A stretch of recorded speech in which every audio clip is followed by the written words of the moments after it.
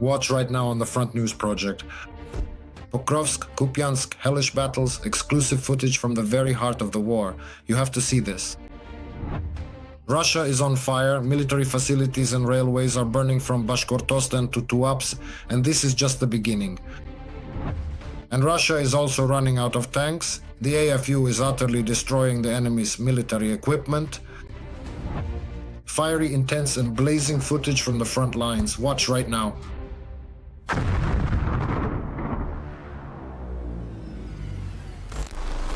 Hello, this is Vladimir Timoshenko with you, and we're starting right away with the main topic.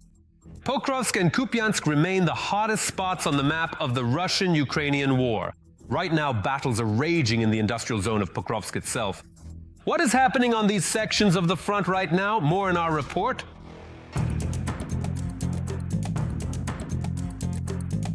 About the fact that Russia is reducing pressure on Ukrainian armed forces positions in Pokrovsk is being reported by the Institute for the Study of War.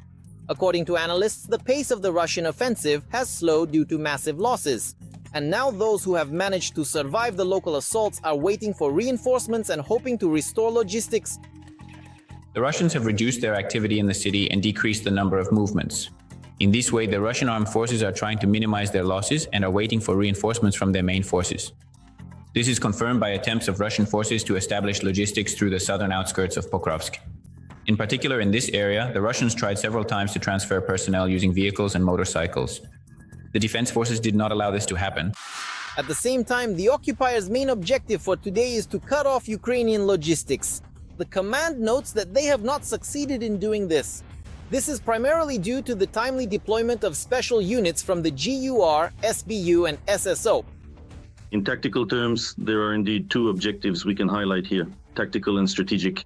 Tactically, it is to recapture positions north of the city of Pokrovsk itself, and from Pokrovsk to take enemy positions and to impact logistics, which in many ways are indeed under the fire control of the Russian occupiers. However, this is not physical control, and today it was possible to create some alternative, albeit small, logistical corridors through which it is still possible to supply the troops. Meanwhile, the East grouping of the Ukrainian armed forces reported yesterday that the defense forces have achieved partial success in the city. Assault units are clearing the city house by house and pushing the enemy back to the outskirts. As the military says, it is simply impossible to clearly define the positions of the sides in Pokrovsk today. After all, the entire settlement has effectively turned into a gray zone.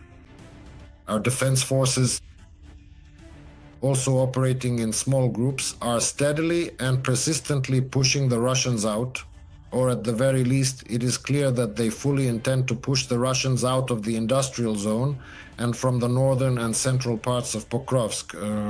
Well, at this point, it's quite difficult to say exactly how things will develop from here. Meanwhile, Russia is trying to advance beyond the settlement, attempting to encircle it. From the north, however, the enemy suffers huge losses every day, essentially achieving no results. On the contrary, units, particularly Azov, that managed to eliminate the Russian breakthrough toward Dobropilya are moving ever closer directly to Pokrovsk. And this guarantees that the city will not be encircled, at least from the north. By and large, the completion of this counter-offensive operation is smoothly transitioning and will most likely transition into the elimination of this northern snot of the Russians, which is aimed at encircling Pokrovsk and Mirnohrad. Therefore, on the one hand, the enemy's plan is clear. The intention of our command is also abundantly clear and is aimed at deblockading the Pokrovsk grouping. Commander-in-Chief Alexander Syrsky also commented on the situation. According to him, Pokrovsk is now a continuous fortified area.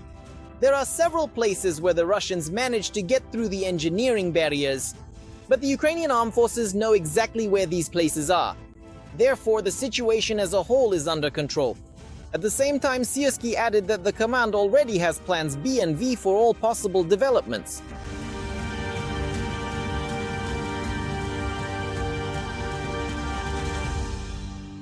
Meanwhile, the Russian group has identified the Kharkiv region, specifically the city of Kupiansk, as the second most important pressure point for itself.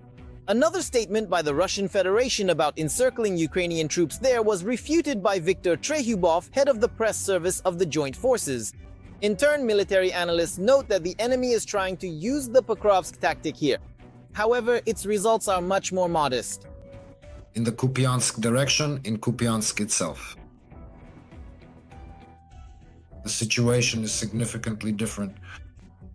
It seems that our command and our defenders have managed to bring the situation under control, and the enemy's actions in the city turned out to be less effective than the Russian command had hoped. Another important reason for the pressure on Kupiansk, experts say, is to prevent Ukraine from transferring reserves to Pokrovsk. As is known, Putin gave his army until Friday to temporarily capture the city, and now the Russian command has concentrated half of its entire grouping in Ukraine right here. Putin has set a strategic objective to capture the Pokrovsk agglomeration. He has not managed to advance on all sectors. He assumed that this would be an advance through Sumy region, Kharkiv region, at the 3 points we mentioned, in the area, for example, of Kupiansk and further on. Then Luhansk, Lyman, and from different directions to launch offensive operations. Of course, he believed the breakthrough would be in the Dnipropetrovsk and Zaporizhzhia regions, but there were not enough forces and resources. And analysts add that there probably still won't be enough. According to information from our Center for Countering Disinformation, Russian army losses in the battle for Pokrovsk exceed both the number of new contract soldiers and mercenaries from other countries.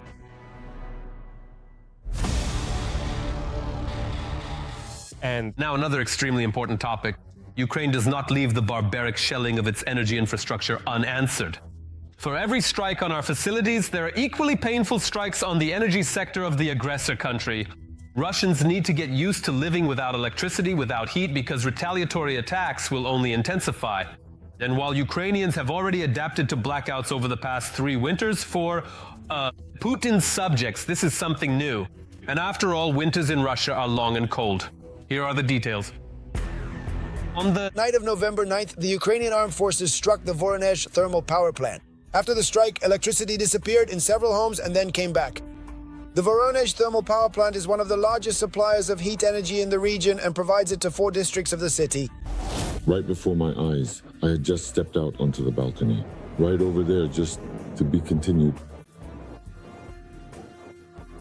Apparently it was through the power lines, basically. No, well, I heard 3, but they're saying 4.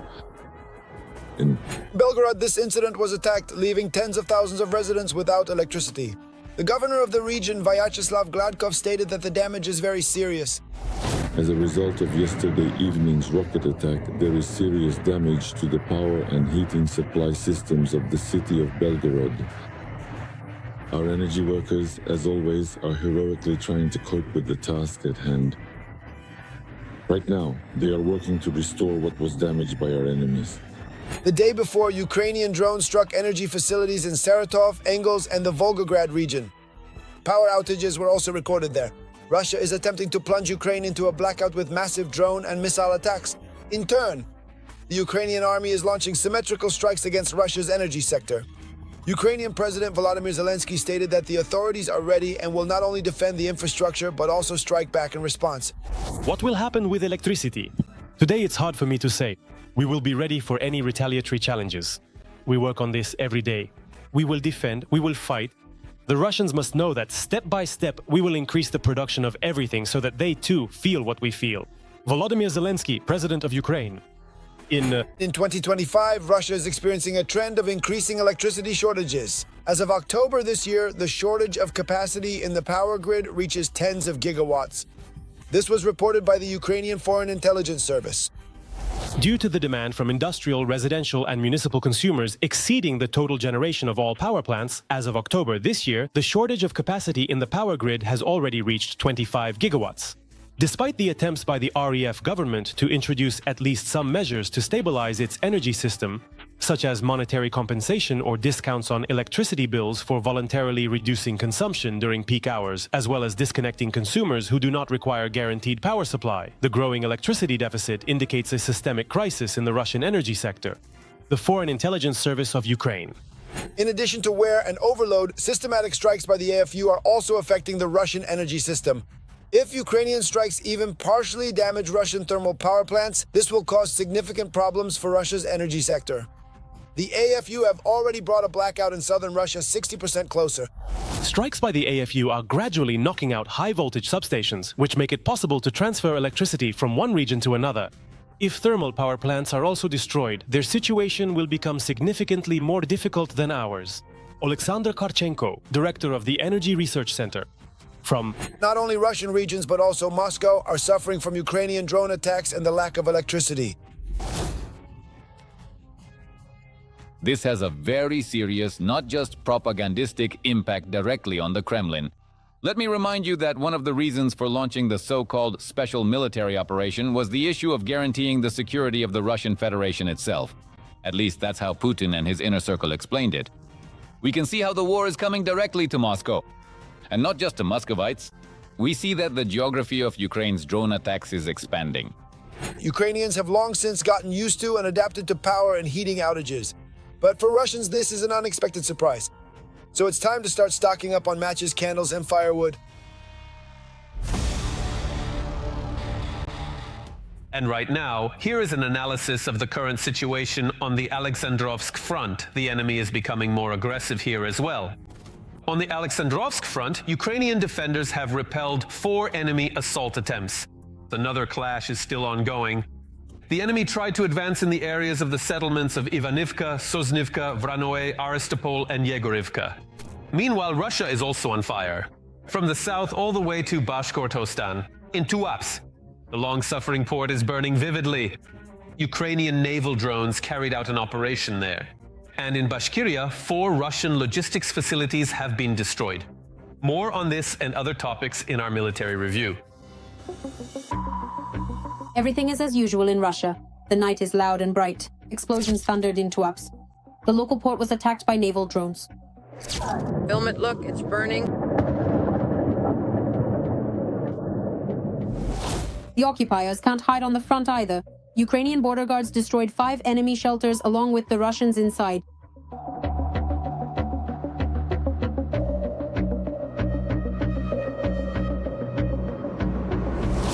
Bashkortostan and Vologda also came under attack.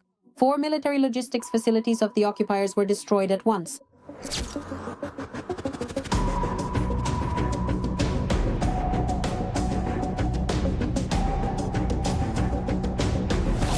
Ukraine's defense forces continue clearing Pokrovsk of occupiers. Russian troops have temporarily slowed the pace of their offensive in the city and its surroundings. At the same time, the invaders are blocking Ukrainian logistics in Mirnohrad, hoping to break the city's defenses, according to the Institute for the Study of War. The occupiers are trying to take control of the logistics of Ukraine's defense forces, not only in Pokrovsk, but also accordingly in the Mirnohrad area. A sharp increase in the number of attacks. In the area of Shakov, which is a key settlement that was deoccupied by Ukraine's defense forces, control over it poses a threat to the entire Russian occupiers' incursion in the Dobropilia direction. The intensity of fighting in Pokrovsk has decreased, but this does not mean that the Russians have abandoned their plans to occupy the city. The Ukrainian command has plans in place for various possible developments, said the commander-in-chief of the Armed Forces of Ukraine.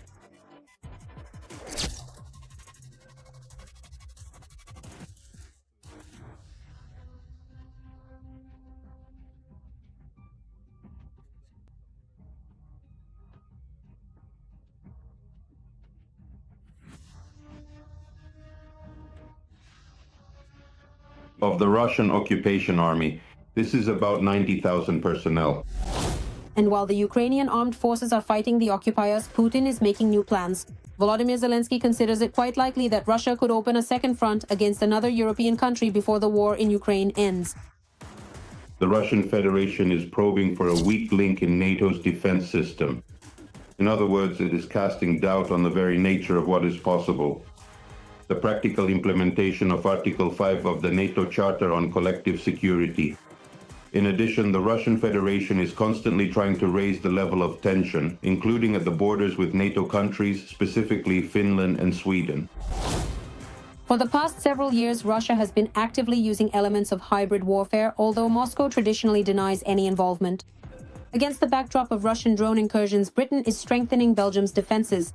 Meanwhile, in Germany, they have admitted that At the present moment, and for the time being, the current situation remains unchanged. As things stand right now, there are no immediate developments, so for now, this is how things are.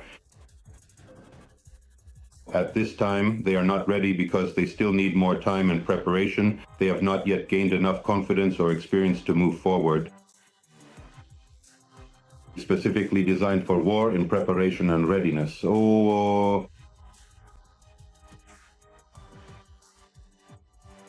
As a state.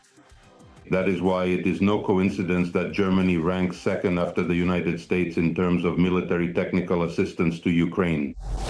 Meanwhile, in Moscow, they continue to rattle their nuclear sabers. It seems this is the Kremlin's eternal scenario. Putin's spokesman Peskov, the talking mustache, made it clear that if the US really conducts a nuclear test, Russia will be forced to respond in kind. According to Western intelligence agencies, there is currently activity observed on the Russian side at the test site on the Pelaginova Zemlya archipelago. In other words, this is yet another escalation of so-called stakes by Putin and, accordingly, the Russian Federation. Putin understands perfectly well that the nuclear argument is the last resort that the Russian Federation can use in negotiations with the United States at the moment of ending the war in Ukraine. In turn, Ukraine, together with its partners in the European Union, is preparing a proposal for the 20th package of sanctions against Russia, which should include additional restrictions on the Russian energy sector, the Shadow Fleet, and companies that support the aggressor's military-industrial complex.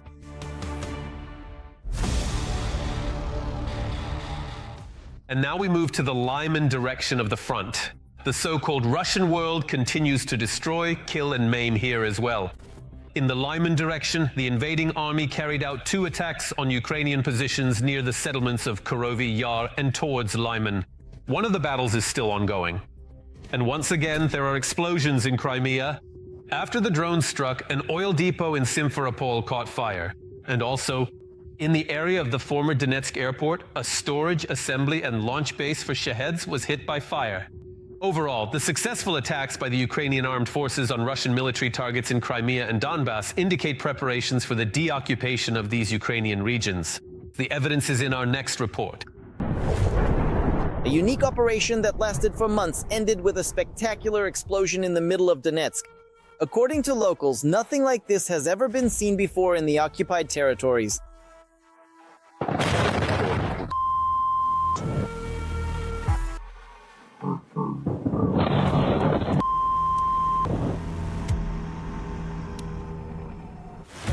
Where did the strike hit? What was destroyed? And most importantly, what did the Ukrainian armed forces use? Judging by the special effects and the massive explosions, Flamingo missiles were used. So, let's go through everything step by step.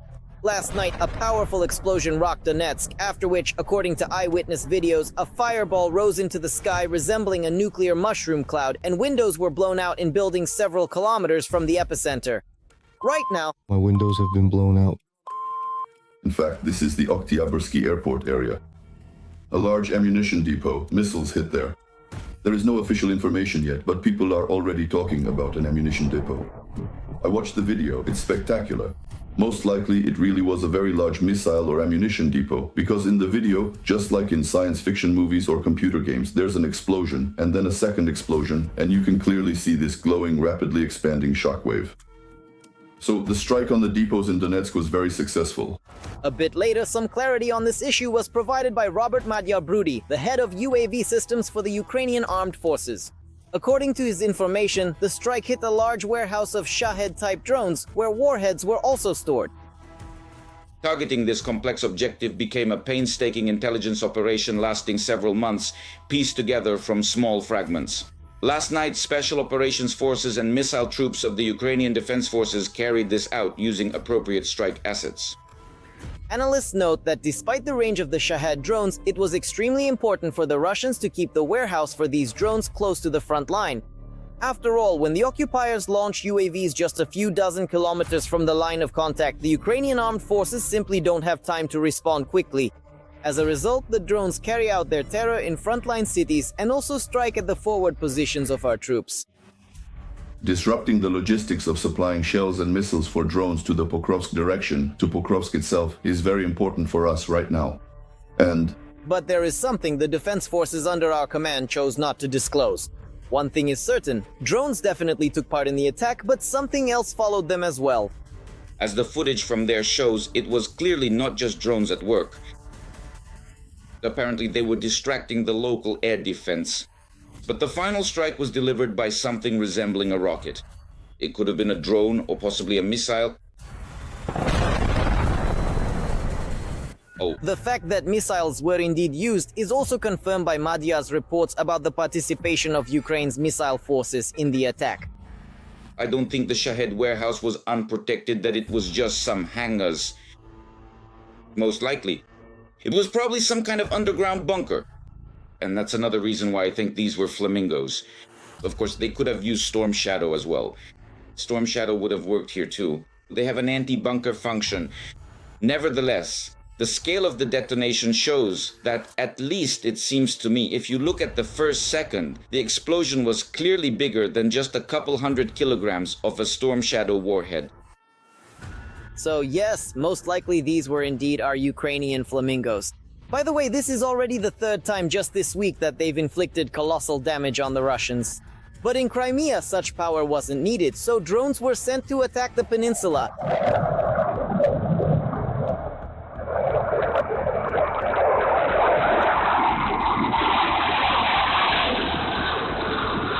In occupied Simferopol, around 2:30 in the morning, a fire broke out at an oil depot. It is believed to be the Krimneftezbit facility in the area of the village of Bitumnoye. There were also reports of 4 strikes in Gvardeyskoye, after which smoke rose into the sky. There, the hits likely struck the local thermal power plant, which temporarily ceased operations.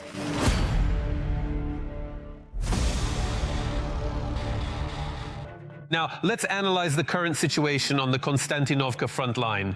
The enemy army's bloody rampage continues here as well.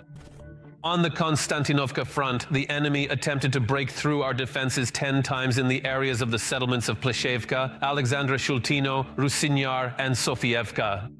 The Russian army is suffering colossal tank losses. Over 11,300 vehicles have already been destroyed since the start of the full-scale war.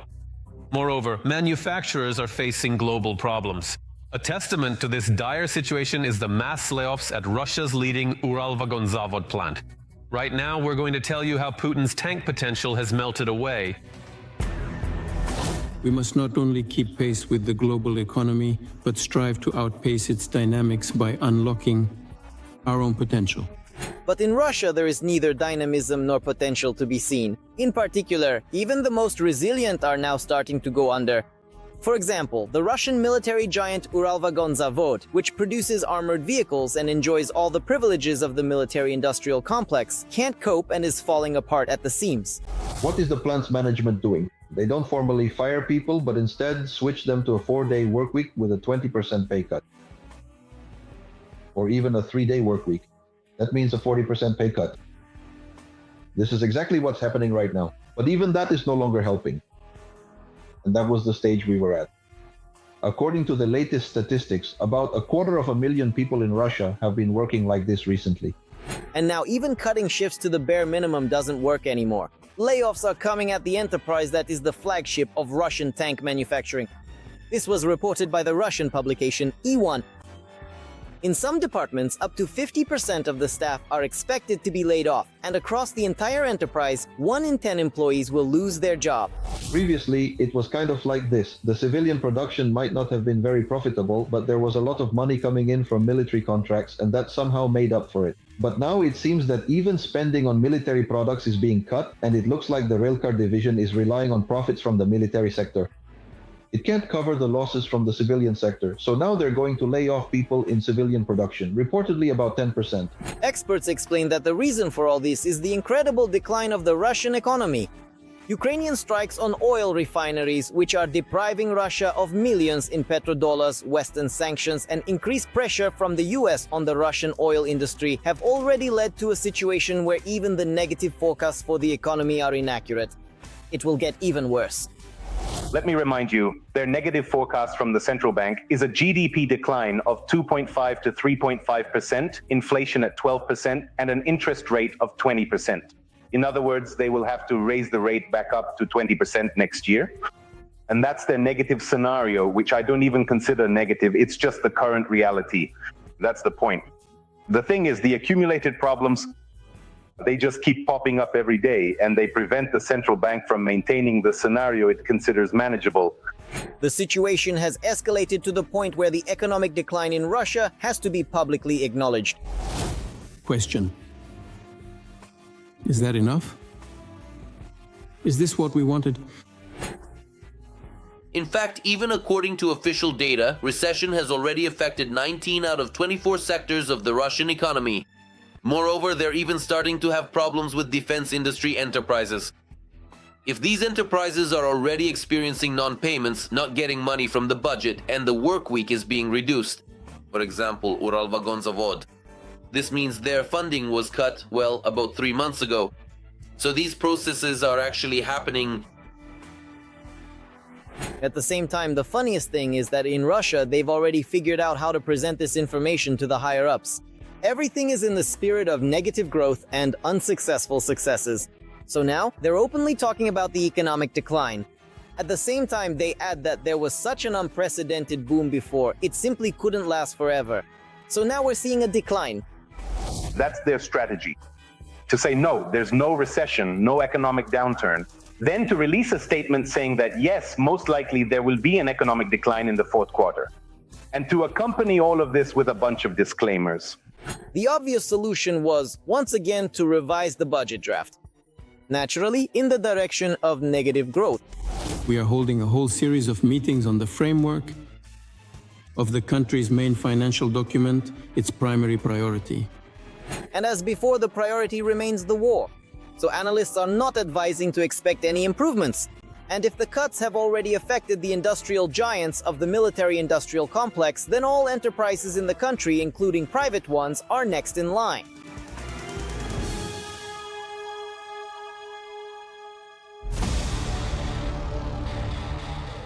Now, let's move to the southern Slobozhensky sector of the front. Putin's army is up to its usual tricks here as well. In the southern Slobozhansky direction, the enemy carried out 8 attacks in the areas of Volchansk, Volchanskaya Utory, and Kamenka. 2 combat clashes are still ongoing. The Ukrainian armed forces destroyed and damaged a record number of Russian oil refineries in 2025. And drivers all across Russia are feeling the effects of this more and more. And it will only get worse since the drone sanctions from the Ukrainian armed forces are only intensifying. What should the aggressors expect? You'll see now. The Ukrainian armed forces' attacks on Russian oil refineries are setting new records in both range and frequency. We are striking only legitimate targets. Oil extraction and refining make up 90% of Russia's defense budget. These are dirty oil rubles with which the enemy is killing us. If we look at the statistics for September and October of this year, that's 20 targets. Among them are 6 oil refineries, 2 oil terminals, 3 oil depots, and 9 oil pumping stations.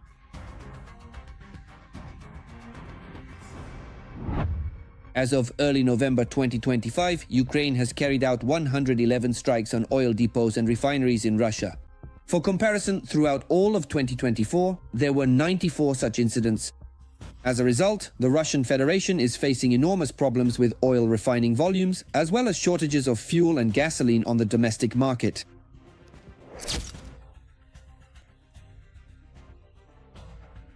What has this led to? This has resulted in a 20% deficit in petroleum products on the domestic market and the idling of 37% of oil refining capacity, as well as fuel shortages in 57 regions of the Russian Federation and a ban on gasoline exports until the end of this year. Because of the ban on gasoline exports until the end of the year. The Federal Highway M12 Moscow-Kazan are rolling highway gas stations. Just one station every 150 kilometers. At each station, there are lines of cars stretching 1.5 to 2 kilometers, all waiting to refuel. I'll show you what this looks like now, and when we'll actually be able to refuel, no one knows. I counted 130 cars ahead of us. But it's not just about the quantity, it's also about the quality. The range at which Russian oil refineries can be hit has almost doubled. If last year the farthest target was the Salavat refinery in Bashkortostan, about 1,300 kilometers from the Ukrainian border, on October 6, 2025, Ukrainian drones reached the Tyumen refinery more than 2,000 kilometers from Ukraine.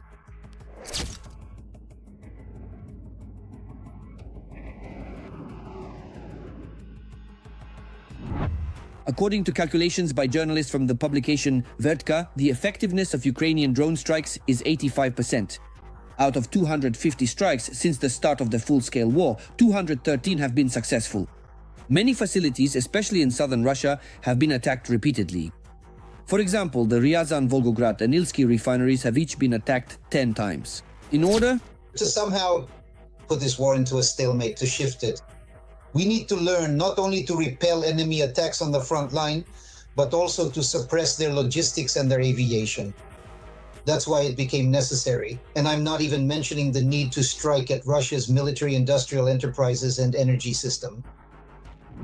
During the war, Ukraine first launched from scratch and then significantly ramped up the production of long-range and rocket-powered drones. Russian oil refineries are being terrorized by UAVs like Lyuchi, Polyanitsia, Peklo, and FP1.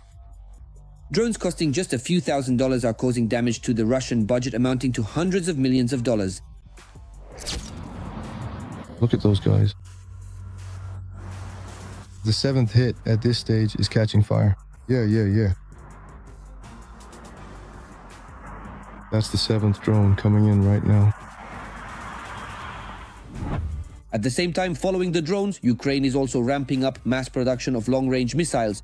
According to experts, if Ukraine uses cruise missiles like the Flamingo with a range of 3,000 kilometers and a 1,000-kilogram warhead, there will be nothing left of the Russian oil refineries. If a strike hits an oil refinery, it will be impossible to restore that refinery. That is, it will be completely, if before it was possible, when a drone hits, you can replace the damaged parts with spares in a few weeks or a month. But in this case, everything will be destroyed down to the ground. The entire distillation column will be completely destroyed. And with just 2 pairs of such missiles, all that will remain of the refinery are memories. The trend is that there will be more and more strikes in the future. And what about gasoline? And there is less and less gasoline and other fuel in Russia.